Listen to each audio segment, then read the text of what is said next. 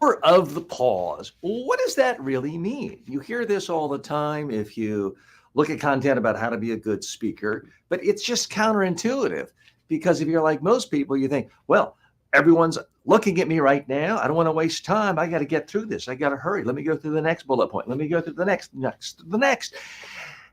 Give yourself a moment to breathe. More important, give your audience a moment to breathe, to think, and to reflect. One of the biggest differences between really great speakers, world class professional speakers, and average speakers and awful speakers is nothing. What do I mean by that? A pause is when you do nothing. Great speakers consistently pause throughout their entire presentation. Average speakers, awful speakers, just rush right through. It's just a train just going right through, and there's no time to stop, breathe, smell the flowers, or do anything else. Several things happen when you pause. It allows the audience, whether it's one person, 5, 10, or 10,000, to think about what you just said. It allows them to process what you said. It allows them to maybe have an inner dialogue about what you are saying and how they would respond to it if they could have a one on one conversation. What is a pause? A pause is punctuation for speaking, for the spoken word. Can you deliver more words? Can you be more efficient if you never ever pause? Yeah, you could.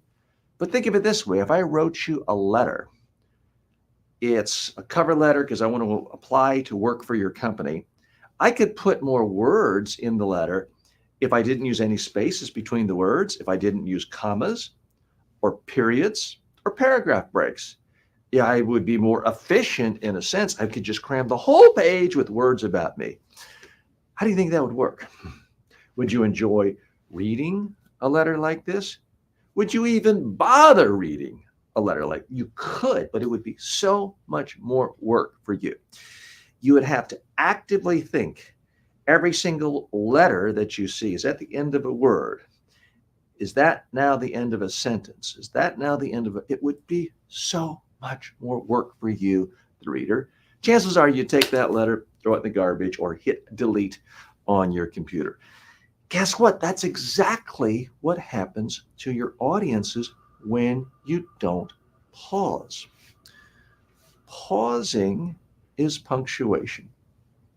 A very short pause is like a comma. A slightly longer pause is a period. An even longer pause is a paragraph break. It is absolutely essential if you want to be a great speaker. You will have so much more impact. Now, pausing does several things. It sends a signal to your audience that you are supremely confident, authoritative, and who doesn't want that? Because nervous speakers never pause, uncomfortable speakers never pause. People lacking confidence think, I'm not very good at this. Let me hurry up and finish everything I got to say so I can sit down and no one will say I bored them. That's not the tone you want to present and project when you're in front of an audience. So you need to pause. See what I did just there? I said, so I paused for a second, ideally creating a little bit of anticipation, and then I said something. What pausing does is it creates greater variety in how you're speaking to your audience. Great speakers use every aspect of their voice. Sometimes they speak a little faster to show excitement, sometimes a little slower for a more dramatic effect and for emphasis. Sometimes louder, sometimes softer, and perhaps the most powerful use of your voice of all, the pause. It is much, much more powerful, and all you have to do is nothing. That's what I like about it. There are a lot of things in life, whether you want to be a professional golfer that take tremendous skill, a world-class actor on the Broadway stage, that takes tremendous skill. But simply pausing, not very hard. We all do that every day in conversation with friends, family members, colleagues. They ask you a question, you think, well, you pause, you think, and then you answer.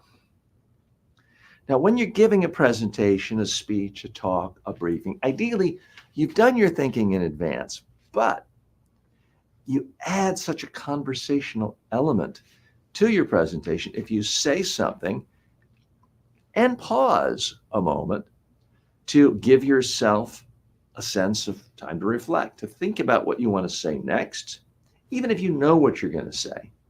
It's not about spitting out something you remembered. It is about making the whole presentation seem more like a conversation. And one of the things that all great speakers do, regardless of their niche, their industry, their topic, is they make their presentations sound more like a conversation. I guarantee you, if you recorded a conversation you had with your best friend in a car trip to another city and you're in the car for 2-3 hours, there's lots of pausing. That shows time to think, time to reflect. It's letting people know, hey, I'm still thinking about this, and giving people an opportunity for the ebb and flow of speaking and thinking. Now, when you're giving a presentation, it's not quite the same as a conversation, especially if you're talking to a larger group of people, 100, 200, 500, 1,000. It's not that you want people to toss out questions every single second you pause, because you might not ever finish the presentation. But you do want to give people space to think about what you said, to reflect, to decide, do I like that? Do I agree with that? Do I not agree with that? Is that useful to me? The pausing gives people space. All communication has grammar. If you want to write a book, you can write the best book in the world. If you don't have chapter breaks, paragraph breaks, sentence breaks, no one is going to want to read your book. Maybe great ideas, maybe brilliant insights. But if you don't use the basic grammar of writing, chapter breaks, paragraph breaks, sentence breaks, commas to break up complex sentences, it's not pleasant for the other person to receive your ideas. It's exactly the same thing when it comes to speaking. Normal conversation has pauses. Now, it's not consistent in the sense of every 5 seconds there will be a 1.5 second pause. No, it can't be mechanical like that. It has to be varied. It has to be inconsistent. It's consistent in the sense that all great speakers pause a lot in their presentations, but it's inconsistent as far as sometimes you may talk relatively quickly without pausing for 30 seconds. Other times you might, just might, pause after every second or two. It all depends on what you're saying. When you put pausing in, it's so much easier for you to fuse your natural communication emotion. All of us, when we speak about things we really care about, have emotion come out. The problem in most business presentations is we drain the entire presentation of emotion, and we think of it as an opportunity to run a conveyor belt of here's a fact, here's a fact, here's a fact. And it's boring and it's bland. And again, it's like that cover letter where all the words are together, no punctuation. If you want to come across as more confident, more authoritative, more understandable, more likable, you need to pause regularly throughout your presentation. Hi, good morning. I'm TJ Walker, and this is the TJ Walker Success Channel. Thanks so much for joining me. Good afternoon and good evening, depending on where you are. We are live today, as we do typically every single day, Monday through Friday, 9 to noon. Now, Thursdays are a little bit different. We have to sort of break away for the 10 o'clock hour, the second hour, and I have a private session just for my online students. So if you're one of my online students, get ready for that. You'll know where to go for that. Then we'll come back around 10:45 and be live right here, taking your questions, your comments, anything related to how to help you become more successful by communicating more effectively and by having more confidence in your communication. That's really what we are about here. I want to thank those of you for joining us already today. I see Mr. Cart is with us. Thanks so much. And you were here yesterday. Always good to see people returning. Thanks so much. Tell us what you do. I'm great. Thanks for asking. If you want to come on camera, more than welcome to share the spotlight. I'm going to be taking people into my workshop here today. This is my workshop, my studio. This is where I make online courses, webinars, live keynote speeches, and this is where I make my short form and long form videos for social media. We make it right here. You see the rough draft. You see me make mistakes. So what I did to open the show today is something I was doing specifically. Oh no, I forgot to hit record. Shame on me. I say record. All of this is being recorded, but this is being recorded in high definition. I have another system with a mixer where I record things in the super, super high definition. I don't know if it's really called that, the 4K version. And that's what we then mold into long form and short form content. And I'm looking now, and the light is not the color it needs to be on the mixer. So shame on me. It looks like I'll either have to redo that or I'll need to make a note to my editing team to do that. So Mr. Cart says, I'll surely join the camera tomorrow. Great. Well, happy to have you anytime. Just curious, with a name like Mr. Cart Business, I'm imagining, are you in charge of food trucks for your city? Are you doing online shopping carts? Just, you don't have to say, but if you want to just put a brief note there, would love to know exactly what you do. So what I'm going to do today is I will give preference to anyone who wants to write in with a question, or if you want to join us through StreamYard, you can do so. One click of a button and you can appear right here on screen. So I am going to answer questions. Sometimes you've emailed them, sometimes you post them, sometimes you come on screen, and sometimes I get them courtesy of ChatGPT and the power of artificial intelligence. That, in fact, is where I got the last one as it related to the power of the pause. So what I've done is just given a few prompts to the ChatGPT and asked it to give me suggestions on how I can come up with a topic that would be attractive to people around the world as it relates to communication. Now, while looking at this list, one just popped into my head based on real life, and those are often the best. And I'm going to hop right into that right now. Mr. Cart says, hey, TJ, nice to meet you. I want to share something really exciting with you. Have you ever felt like networking can be a bit overwhelming or impersonal? Well, that's where BizNexa Connection comes in. We're all about making networking easier, more personalized, and ultimately more effective for CEOs and entrepreneurs like yourself.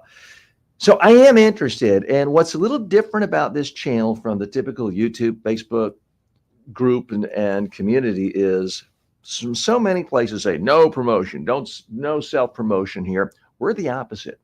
I actually want to give you the power and the tools to be even more confident promoting your business. But it is in a specific way. And Mr. Cart, I don't mind you typing in some comments there, but I'm a lot more interested in hearing how you explain it, and I want to see you. And we can do that tomorrow. But I want you to tell me why I should be excited about this. And I want you to be able to answer questions, because that is ultimately the most effective form of networking, is meeting people in real life, I think. And I don't really think there's much disagreement on that. Yes, there are people who are somehow fantastic at LinkedIn and they send out 200 messages an hour, and they use artificial intelligence and they make it seem highly personal, and they get 1% back and it starts relationships. And nothing against that. although I typically don't respond to any of those. But when you meet someone face to face in a meeting, a conference, a connection, a party, on a pickleball court, wherever it is, that's where real human connection takes place. If someone I did meet several nice people on the pickleball court yesterday. If someone I met face to face and spent some time with and talked to wrote me today an email saying, TJ, here, I've got this new business I'd like you to take a look at, I'm going to feel obligated to do that. If it's just an email, a connection, a text, a spam, 99.99% of the time, I'm going to ignore it completely. So, Mr. Card, again, I'm happy to hear about BizNexta. I will, so I want to hear your presentation. I want to hear you talk about it, and tomorrow is fine. One of the great challenges you face, and something anyone should do when they are pitching someone, is they need to get into the mindset of an audience member, a prospect. Think about their concerns, especially their tough questions. So one of my questions I have, which anyone you're pitching is going to have, is, oh my God, I get pitched 1,000 times a day from people telling me they can help me network and get more clients in every day. And it's 5, 10, 15 pitches a day. I don't even have the time to start with it because so often they're all kind of saying the same thing. And if they don't want me to invest a lot of money, then I've got to invest a lot of time. And maybe I don't want to invest either one of them, or they're trying techniques that don't work for me, or they do work, but I just don't enjoy it.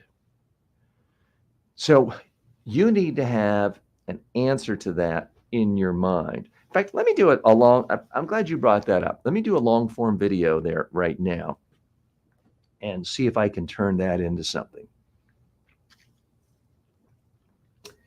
And so Cart says, imagine having a personal concierge who knows exactly what you're looking for in a professional connection and can introduce you to the perfect people to help you grow your business or career.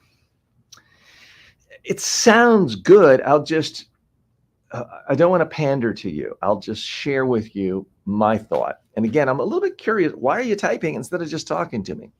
It's okay. You may be on a bus or a noisy place, coffee shop, and it's not appropriate.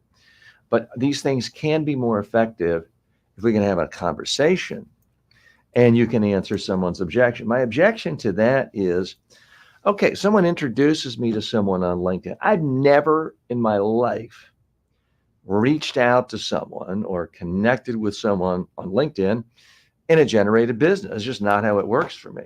What's worked for me with LinkedIn is I've had a client in real life and they have moved on to another organization, another business, but they met me, they liked me, they were trained by me, we had a good connection. We perhaps exchanged information by email on their old corporate account many times for a year or two. Now they've moved on, but we had connected on LinkedIn 2 years ago when they were at another company. Now there's still the connection, and the fact that I don't have their current email doesn't matter. We can connect through LinkedIn, and quite often they'll say, hey, TJ, I'm at this new company. Can you come here and do some training for us? That to me is how things work. So Mr. Carr says, first things first, you'll need to create a profile on our user-friendly platform. Again, I don't mean to be rude. You've already lost me. The last thing I want to do in my busy day is go create more profiles on places and get more email from some platform.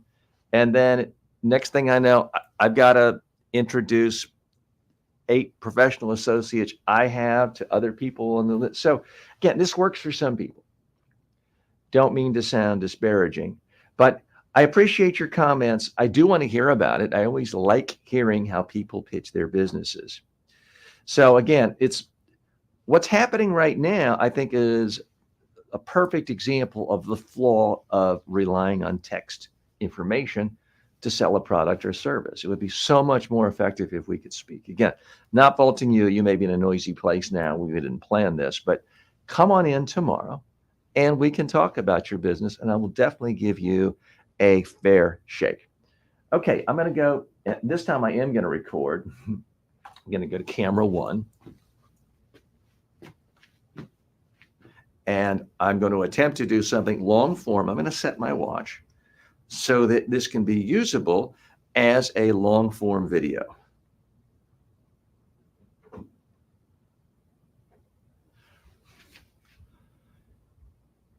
So you're all set to give a new product speech. You're going to give a pitch to 10, 20, maybe 30 prospects who are ideal for your business. You can't wait to tell them about how great your service is, all the bells and whistles it does, all the things it's going to do for them. Well, time out. Before you try to take your marketing materials and all your brochures and all the stuff your marketing department came up with telling you, here's what you got to say, you need to first put yourself in the shoes of your audience. What are they thinking? People get pitched every single day, thousands of times, every email, spam, calls, text, billboards. We're all pitched all day long from businesses that want our money and they want our time. So the default mode for everyone is always going to be, no thanks, not for me, I'm good. You've got to realize that psychology with most prospects you talk to. You've also really got to ask yourself, what is the question they have in their mind? What doubts are they going to have? For example, let's say you have some new online digital matchmaking service to match businesses up with great clients or prospects. Let's say you've got some great sales tool and you know it works. You have satisfied clients. You've taken people from startup to 6 figures in revenue per month in less than 6 months. You've helped people generate $1 million businesses. You know this works. And now you're going to talk to 20 new prospects. Maybe it's virtually. Maybe it's at a business networking event. Maybe it's at a Chamber of Commerce event.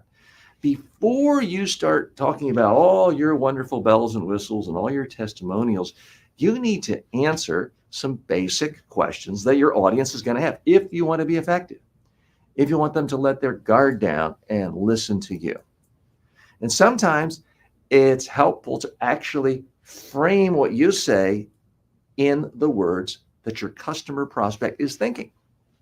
So if I were going to pitch somebody on this service, I'd probably start off by saying, I know what you're thinking. Oh my God, not another business telling me they're going to create this giant sales funnel for me and it's going to be effortless and they're going to be the perfect matchmaker, because my God, I get about 10 of those pitches every single day just on LinkedIn. Forget all the other emails. I know you're thinking that, right? Well, if I said it like that and I'm looking at 20 average business people who have LinkedIn accounts, I'm pretty sure they're going to be saying, yeah, that definitely describes my situation.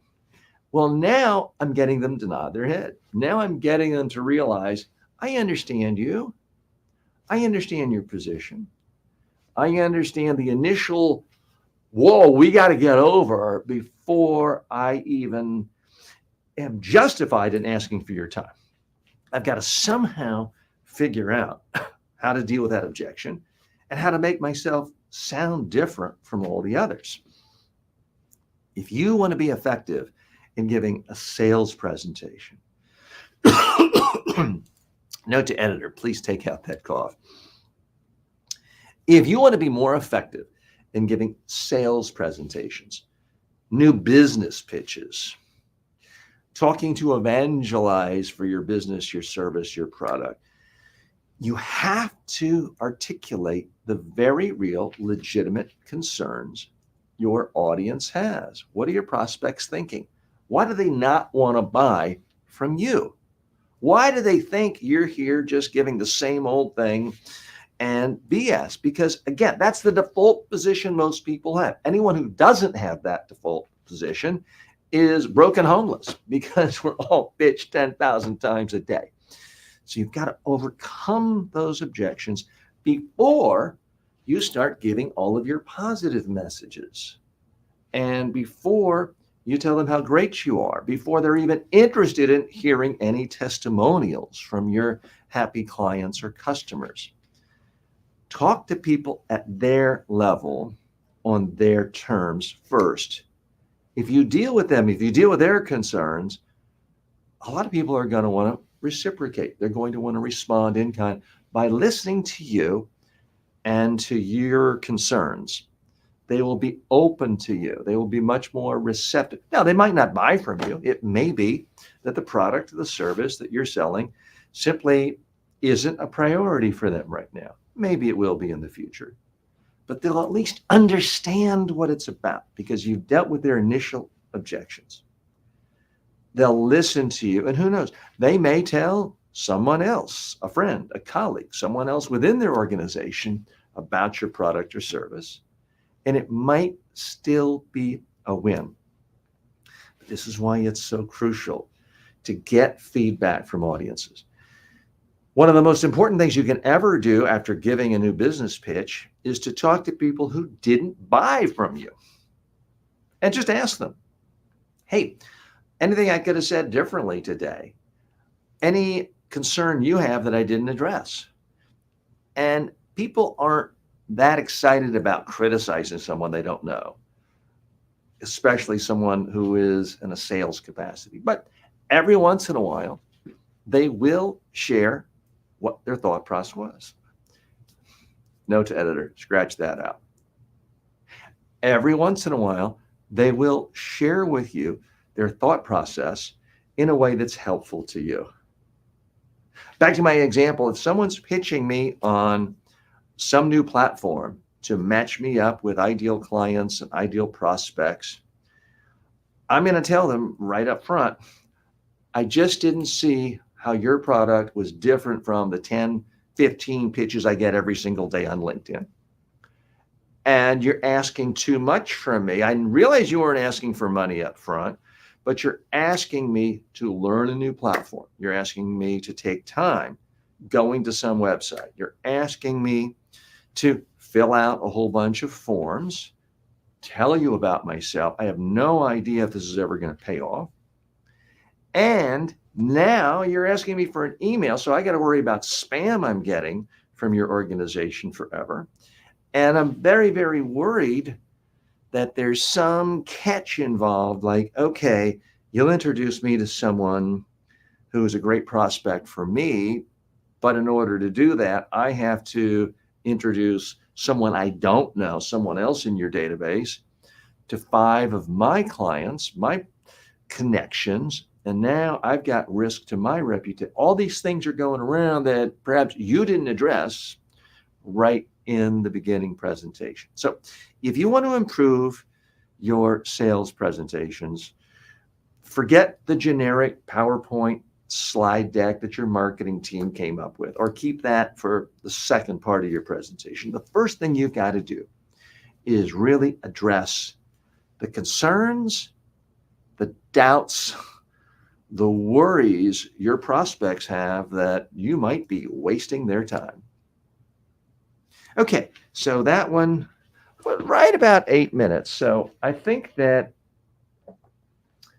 did more or less connect. And Mr. Cart, apologies, I didn't anyway want to seem like, I didn't want to jump the gun on you. I'm keeping a very open mind to you in your product. So please do come back tomorrow. Now we have Akash in the waiting room. Akash, if you want to ask a question or appear on camera, happy to have you join us today. But I need you to turn on your microphone. And Akash is, oh, there he is. He's back. Okay. So I'm going to add you to the stage. And you don't have to turn on your camera, but if you want to, you can. Akash, how are you today? Hi TJ, I am fine. How about you? Fantastic. What are you working on today and how can we help you? Actually, sir, I am Akash Maite, as you know. My name is already displaying. Then, secondly, my age is only 17 now, and I am here to discuss with you about a product that I am developing. I'm not here to sell anything. Uh-huh. I'm just here to know your views on the new product I am developing currently. Sure. I can tell you right out of the gate, the sheer fact that you are 17 and thinking of a product tells me you're destined for success. And this product might not be successful. Your next one might not be. But the sheer fact that you're thinking with an entrepreneurial mindset, that you're thinking of a product is a great thing, as opposed to how can I just get my parents to give me money or do the simplest job working at a fast food to get money. Not that there's anything wrong with that. So I'm really glad that you're thinking in terms of getting a product up. I also think it's a fantastic sign you're not afraid to talk about it with people, especially in an online environment where anyone in the world can see it, and you're asking for advice rather than Uh, just, here's my product, please buy it. So that's fantastic. Now, I've already talked too much. Your turn. so, can I start discussing? Yes. Okay.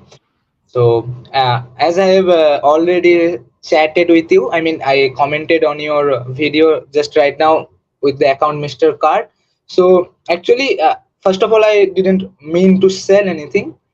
Then, secondly, it's not like that you have to go to our website, then make a profile, fill up thousands of forms, then give your personal I, I information.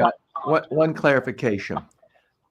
I want to make sure I'm understanding. Akash, are you Mr. Cart Business? Is that the same? Are you the same person? Yes, I am. Gotcha. Okay. I just wanted to make sure. I wasn't entirely certain. Great. So go ahead and tell me more about the business.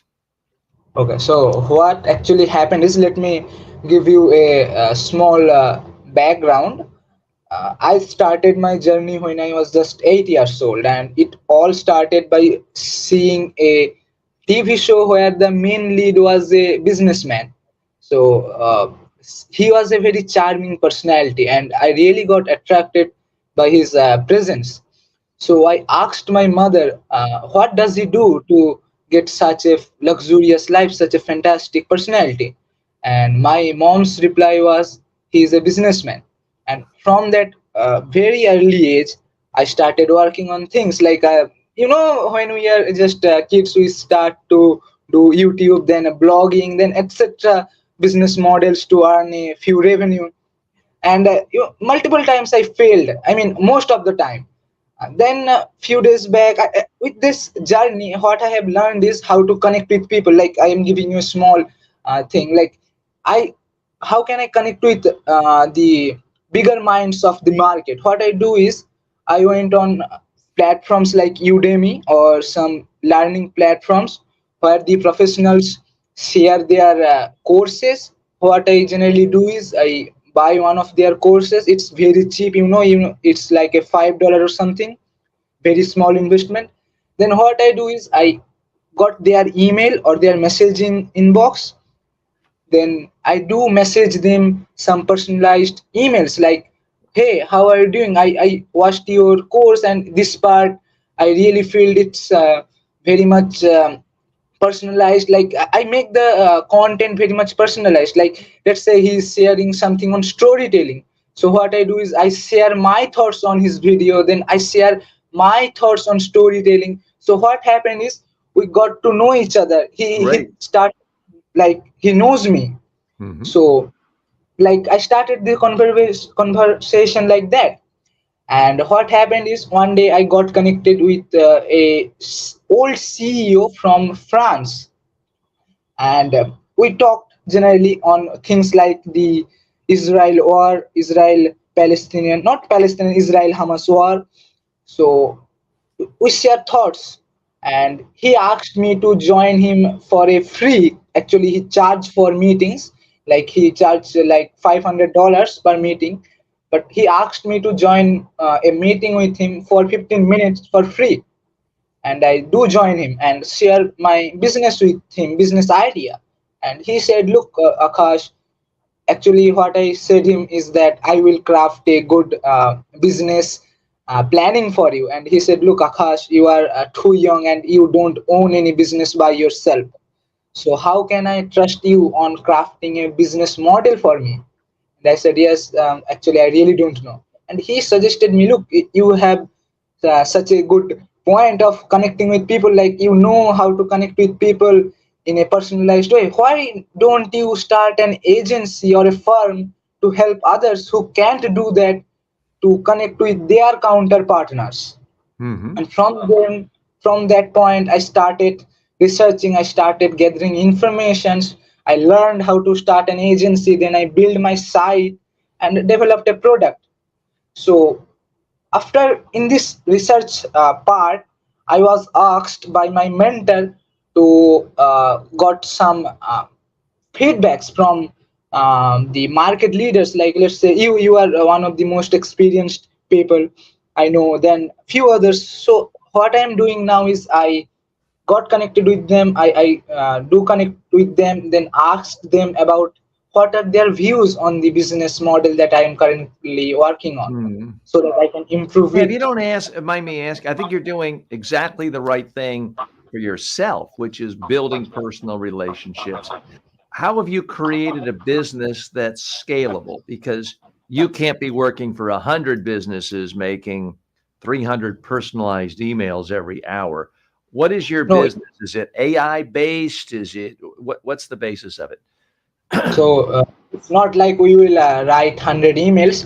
What we will do is we for now I have planned things like I will mainly focus on CEOs and then entrepreneurs, uh, new entrepreneurs who are now in who have just started their journey. So what we will do is we will got on a personalized call with them, then I will ask them about their ideal counter partners, like their objectives, like their um, what they want in a new connection they are trying to, like let's say sometime people want an investor to get connected so that he got some investment from him. So what objectives is he facing currently, and how does he want to get relief from it by his connection? So we will first know their objectives and values, then what we will do is we will craft a good personalized profile for him by ourselves. Then we will share with him few tips, or you can say few strategies, so that he can do that by himself, like he can find his counter partners by himself. Then we will also teach him few strategies to how to write a good message for his counter partner. And we will also do that by ourselves, like we will teach him in first hand, then we will also help them by ourselves. So what will Mhm. happen is we will try to reach, let's say he is willing to get connected with 10 investors, he is trying to Yeah, find a good Josh, hang on investor. one second. I want to just add a little commentary here. I love the Okay. way you're communicating. You saw an opportunity, you hopped right on. You are telling your origin story in a compelling way. You use stories, you use dialogue. It's easy to understand, and you're coming across very compelling and especially tremendous poise for a 17-year-old. 1,000 times more poised than most 17-year-olds I know, or a lot of 27-year-olds. So my hat's off to you. I think you're going to be successful, whether it's with this idea or another. And even if this one doesn't really sell, you're building skills that are going to be valuable to you no matter what you do. Building connections with people, networking is going to help you in absolutely any business endeavor you have in life. Now, where is this in the stage of development? Do you have a website? Do you have a YouTube channel? Do you have a 3-minute video describing your business? What do you have uh, so far? Actually, I am almost done. I have built an website. Now I am working on the sales letter. I have made this sales letter also, but I have to make the video sales letter. That is, I have to record it by myself. And next, I am Do me planning one to. favor, though, Akash. Do me one favor. Anything on your website that you put in text, do me a favor. Put it in a video format too. Do not simply rely on text. You speak well, you're easy to understand, you come across as compelling. You should be communicating everything in video where people can hear Okay. you and see you in addition to text. I'm not saying don't use text, but certainly one of the most effective marketing tools I have seen that's caught my eye in the last year or so are videos that people send to people on LinkedIn. And through artificial intelligence, you can put that person's name in. So I've seen people say, "Hi, TJ, I am Akash with," and then they're talking for the next couple of minutes about their business. But I'm thinking, well, they mentioned my name. So either they took the time to learn who I am, or they're sophisticated enough to know how to use artificial intelligence to insert my name. Either way, I'm impressed. So please, I beg you, do not use just text for a sales letter, especially these days Okay. with artificial intelligence. You can personalize videos in a compelling way. Hey, Akash, we have to go now because I've got to do a little bit of business. Feel free to come back to our second session today. Well, if you're one of my Udemy students, we'll be live at 10 with them, and you can come back there. But also, we'll be coming back live around 10:45, open open end. So thanks so much for joining us. And I do want to hear more about your business. And please, if once you have a video up, we'll promote it right here and show it to everyone and get you some more eyeballs. Thanks so much. Good to hear from you. Okay, if you're just joining us, I'm TJ Walker. This is the TJ Walker Success Channel. It's all about helping you become more successful by improving your communication skills and improving your confidence in your communication skills. And those two things are not necessarily the same. Sometimes people are really confident in their communication skills, but they're awful. There's no justification. Sometimes people have good technical skills, but they still think they're awful. So they may do well one day, and the next day they bring themselves down because they talk themselves out of it. So that's why when I'm doing personalized training with corporate executives, political leaders around the world, I always try to get both of those things, the competence up and the confidence up, to help people become more successful. Because communication is just a tool.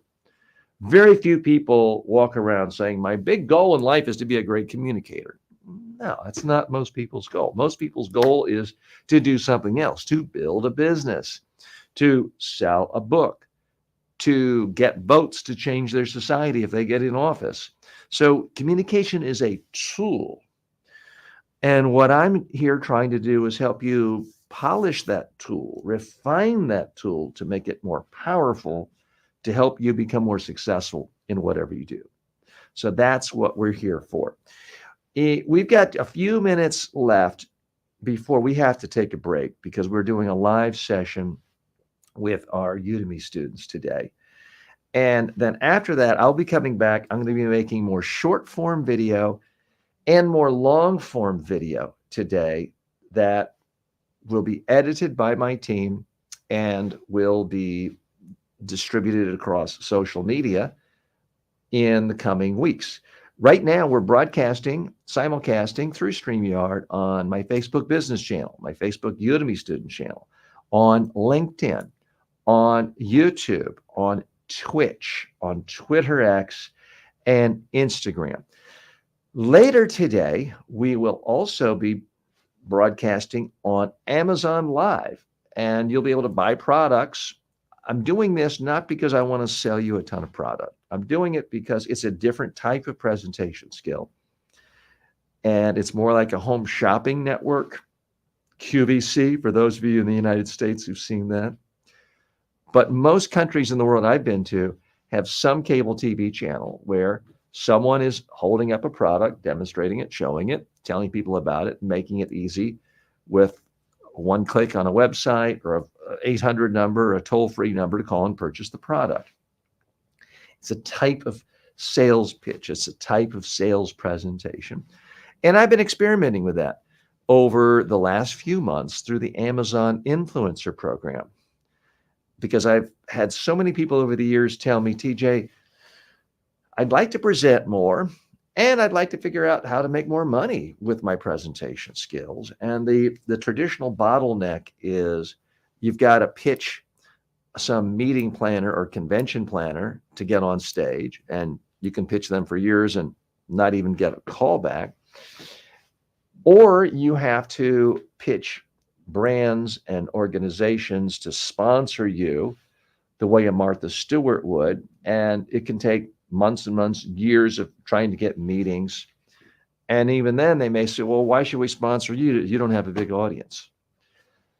That's what's changed about today, specifically with the Amazon Influencer Program, where once you get in, and it's not that hard to get in, you can simply make a short product review speaking. Doesn't have to be anything fancy. I don't do any editing on mine. Just talk about a product you like, hit record, hit stop when you're done, upload it, and there's no barrier to entry. Amazon doesn't have to, but they most of the time will show your video to a lot of people around the world, but it's not to anyone. It's to people specifically looking to buy something. They're specifically thinking about buying the very product you just talked about. So it's getting you in front of a warm audience. And then if someone watches your video and then buys it, Amazon will give you a tiny piece of that and you get an affiliate commission. Is this a get rich quick thing? No, it's not. It may even not be a get rich slow thing, but it is a way to speak in front of people. I've been doing this for a few months, and I'm not spending really any time making slick commercials or slick ads or doing any post-production. And thousands of people watch my product reviews on a monthly basis. And I'm not really doing anything that you can't do. I'm just talking about products I use and like. So you can speak in front of people, be seen by people, and you have that built-in relationship with the product without having to pitch the product, without having to try to get them on Zoom calls or meetings or sign contract. It's all essentially automated as an affiliate. So that's what I find interesting about this whole process and why I've been doing it and sharing my journey with you in the hopes that if you're thinking about doing something like this, it will let you see how relatively simple and easy it is. So I'll be doing more of that in our final hour of the day from 11 to noon Eastern time. I will be doing really a couple of things in addition to answering your questions. I'll be going on Amazon Live, for starters, and going through 5 books that I like. I'll be talking about books. We've been doing that this week. And I will also be making short form videos that will be uploaded, and I'll show you how to do that. So we got a lot of fun coming up today. Thanks so much for joining me. I have to sign off right now because we have to get ready for our private session with Udemy students, but we'll be back in less than an hour right here on all of these social media platforms. So thanks so much. See you in a moment, or see you in 55 minutes.